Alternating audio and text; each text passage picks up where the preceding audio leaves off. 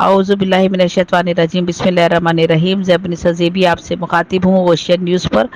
और आज हदीस नबवी और किरदार साजी इस मौजू के अनवान के तहत जो जिस मौजू का मैंने इंतखाब किया है वो है रोज़े के बारे में इरशादात नबवी। तो सबसे पहले सूरह बकरा की एक आयत है, उसमें कहा गया है कि रोज़ा रखना जिस तरह तुमसे पहले के लोगों पर फ़र्ज़ किया था इसी तरह तुम पर भी फ़र्ज़ किया गया है ताकि तुम इसकी वजह से बहुत से गुनाहों से बचो। और रोज़े के बारे में जो जो हदीस हैं, हदीस नबवी है, उनके बारे में मैं आपके सामने जो हूँ वो कुछ हदीस सामने आपके रखती हूँ ताकि आपको उसकी अहमियत का, रोज़े की अहमियत का बारे में इल्म हो सके कि हज़ूर सल्लल्लाहु अलैहि वसल्लम ने क्या फरमाया है रोज़े के हवाले से। तो आप कहते हैं कि बेशक माह रमज़ान वो अजीम महीना है जिसमें खुदावंद आलम नेकियों को कई गुना ज़्यादा करता है और गुनाहों को मिटाता है और दर्जात को बुलंद करता है। जो शख्स इस महीने में सदका देता है खुदा उसकी मग़फ़रत फरमाता है। जो शख्स इस महीने में अपने नौकरों से काम लेने में कमी करता है खुदावंद आलम इसकी मग़फ़रत करता है। जो इस महीने में अपना खल्क अच्छा बनाता है, अच्छे अखलाक से पेश आता है, खुदा उसकी मग़फ़रत करता है। जो इस महीने में अपने गुस्से पर काबू पाता है खुदा इसकी मग़फ़रत करता है। जो इस महीने में सिला रहमी करता है खुदा उसकी मग़फ़रत फरमाता है। और इसके बाद आपने फरमाया कि तुम्हारा ये महीना बाकी दूसरे महीनों की तरह नहीं। जब ये तुम्हारे पास आता है तो अपनी बरकतों रहमतों के साथ आता है, जब जाता है तो गुनाहों की मग़फ़रत करा के जाता है। ये वही महीना है जिसमें नेकियों को कई गुना किया जाता है एक और नेक अमाल मकबूल होते हैं। तुम में से जो कोई इस महीने में खुदा की खुशनुदी के लिए 2 रकात नमाज पढ़ता है खुदा उसकी मग़फ़रत फरमाता है। फिर फरमाया हकीकी बदबख्त वो है जिसके हाथ से ये महीना निकल जाए और वो अपने गुनाहों की माफ़ी ना करा सके। तो इसके बाद कहा और जिस वक्त नेकोकार लोग जज़ा ले रहे होंगे ये नामुराद होगा और नुकसान उठाएगा। किसके बारे में कहा गया, यानी जो रोज़ा नहीं रख सकेगा और उसका इस महीने को ज़ाया कर देगा और इसकी अहमियत को नहीं समझेगा, उसके लिए फरमाया गया कि बेशक हकीकी बदबख्त वो है जिसके हाथ से ये महीना निकल जाएगा और वो अपने गुनाहों की माफ़ी नहीं करवा सकेगा। जिस तरह नेकोकार लोग जज़ा ले रहे होंगे उस वक्त की वो नामुराद नुकसान उठाएगा। रोज़ा जहन्नुम की आग से ढाल है। फिर कहा खुदावंद आलम ने फरमाया रोज़ा सिर्फ मेरे लिए है, मैं ही इसकी जज़ा दूंगा। रोज़ादार चाहे बिस्तर पर सोया हुआ ही क्यों ना हो इबादत की हालत में है जब तक कि वह किसी की ग़ीबत ना करे। जो शख्स खुदा के खुशनुदी के लिए मुस्तहिब रोज़े रखेगा खुदा उसे जन्नत में दाखिल करेगा। रोज़ेदार का सोना इबादत है और उसका सांस लेना तस्बीह है। तो ये रोज़े के हवाले से हज़रत सल्लल्लाहु अलैहि वसल्लम ने जो इरशादात फरमाए हैं वो मैं आपके सामने बयान कर रही हूँ। आगे उन्होंने फरमाया कि जो शख्स खुदा की खुशनुदी चाहते हुए एक दिन भी मुस्तहिब रोज़ा रखे उसकी मग़फ़रत लाजमी है। खुदावंद आलम ने रोज़ेदारों के हक़ में दुआ करने के लिए फ़रिश्तों को मौक्कल किया हुआ है। हर रोज़ेदार के लिए एक कबूल शुदा दुआ है। हर चीज़ का एक दरवाज़ा होता है और इबादत का दरवाज़ा रोज़ा है।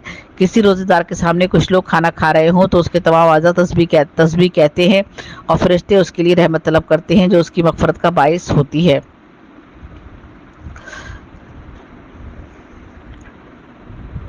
अच्छा, ये मैं आपको रोज़े के ही हवाले से बात कर रही हूँ और रोज़े के हवाले से जो है बहुत तफसील से हदीस जो हैं वो आई हैं और उनको बार बार ताकीद की गई है रोज़ा रखने की और उनके उस हवाले से जो रहमतें हैं वो भी हमें बयान की गई। यानी जैसे कि कह दिया गया कि किसी रोज़ेदार के सामने कुछ लोग खाना खा रहे हों तो उसके तमाम आज़ा तस्बीह कहते हैं और फ़रिश्ते उसके लिए रहमत तलब करते हैं जो उसकी मग़फ़रत का बाइस होती है।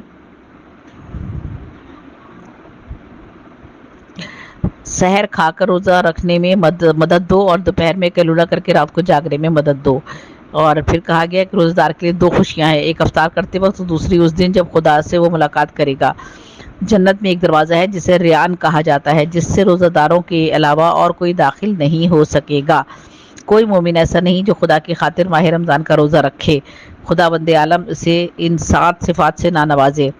जो कोई मोमिन ऐसा नहीं जो खुदा की खातिर माह रमज़ान का रोज़ा रखे और खुदावंद आलम उसे इन 7 सिफात से ना नवाजे। अव्वल तो ये कि इसके जिस्म में जो नशोनुमा हराम से हुई थी उसे पिघला देता है। दूसरे, इसे अपनी रहमत से करीब करता है। तीसरे ये कि उसे जदे अमजद हज़रत आदम के तरके अदना का कुफारा करार देता है। चौथे ये कि जागनी के वक्त उसके लिए आसान कर देता है, जागनी का वक्त उसके लिए आसान कर देता है। पाँचवा ये कि क़यामत के दिन की भूख और प्यास से उसे अमान देता है। छठे ये कि खुदावंद आलम उसे जन्नत की पाकीज़ा चीज़ें खिलाएगा। اور ساتواں یہ کہ خداوند عالم اس کی جہنم کی آگ سے اسے امان دے گا۔ ہر چیز کی ایک زکوٰۃ ہے اور بدن کی زکوٰۃ روزہ ہے۔ پھر کہا گیا جب تم روزہ رکھو تو تمہارے کان اور آنکھ بھی روزہ رکھیں، تمہارے روزے کا دن افطار والے دن جیسا نہیں ہونا چاہیے۔ اور جابر بن عبداللہ انصاری سے فرمایا کہ اے جابر، جب کوئی ماہ رمضان کے دنوں میں روزے رکھے اور راتوں کے عبادت کے لیے جاگتا رہے اور اپنے پیٹ اور شرمگاہ کو حرام سے بچائے رکھے اور اپنی زبان کو قابو میں رکھے تو گناہوں سے اس طرح الگ ہو جائے گا جیسے یہ مہینہ اس سے چلا جائے۔ یہ سن کر جابر نے کہا یا رسول اللہ، یہ بات کیا ہی اچھی ہے۔ فرمایا جابر، دیکھتے نہیں کہ شرائط کیا ہی سخت ہے؟ شبان میرا مہینہ ہے اور رمضان خداوند عالم کا، پس جو میرے مہینے میں سے ایک دن روزہ رکھے گا قیامت کے دن اس کا شفا بنوں گا، اور جو رمضان میں روزہ رکھے گا آگ سے آزاد کیا جائے گا۔ ماہ رمضان میں میری امت کو 5 چیزیں عطا کی گئی ہیں جو مجھ سے پہلے کسی نبی کی امت کو نہیں دی گئیں۔ پہلی تو یہ کہ جب ماہ رمضان کی پہلی تاریخ ہوتی ہے تو خداوند عالم میری امت کی طرف نظر کرتا ہے، خداوند عالم میری امت کی طرف نظر کرتا ہے، نظر رحمت کرتا ہے، اور اسے بہت محبت اور رحمت کی نظر سے دیکھتا ہے، اور جس کسی کو ایک دفعہ بھی نظر رحمت سے دیکھتا ہے تو اس پر عذاب نہیں کرتا۔ دوسری یہ کہ جب وہ افطار کا وقت ہوتا ہے تو ان کے منہ کی بو خداوند عالم کے نزدیک مشک کی خوشبو سے زیادہ پاکیزہ قرار پاتی ہے۔ تیسری چیز یہ کہ فرشتے دن رات اس کی مغفرت کے لیے دعا کرتے ہیں۔ چوتھی یہ کہ خداوند عالم بہشت کو یہ حکم دیتا ہے کہ تم میرے بندوں کے لیے استغفار کرو اور ان کے لیے اپنے آپ کا راستہ کرو، قریب ہے کہ دنیا کا رنج و غم ان سے اٹھ جائے اور وہ میری جنت و کرامت میں داخل ہو جائیں۔ پانچواں یہ کہ مہینے کی آخری رات ان کے تمام گناہ بخشے جاتے ہیں۔ ایک شخص نے عرض کیا یا رسول اللہ، شب قدر میں؟ فرمایا تم کام کرنے والوں کو نہیں دیکھتے اور جو کام کو ختم ہوتے ہی پوری اجرت پا لیتے ہیں۔ یہ تمام احادیث ہیں جو کہ روزے کے بارے میں بیان فرمائی گئی ہیں، اور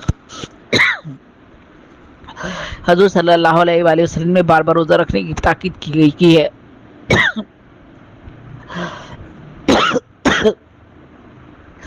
تو آخر میں آپ سب سے زیادہ چاہوں گی، سب سے بھی آپ سے زیادہ چاہتی ہوں، اور اوشین نیوز کی اور شیروان صاحب کی بہت ممنون و مشکور ہوں کہ ان کی توسط سے یہ پروگرام میں آپ لوگوں تک پہنچا رہی ہوں۔ اللہ حافظ، اللہ نگہبان۔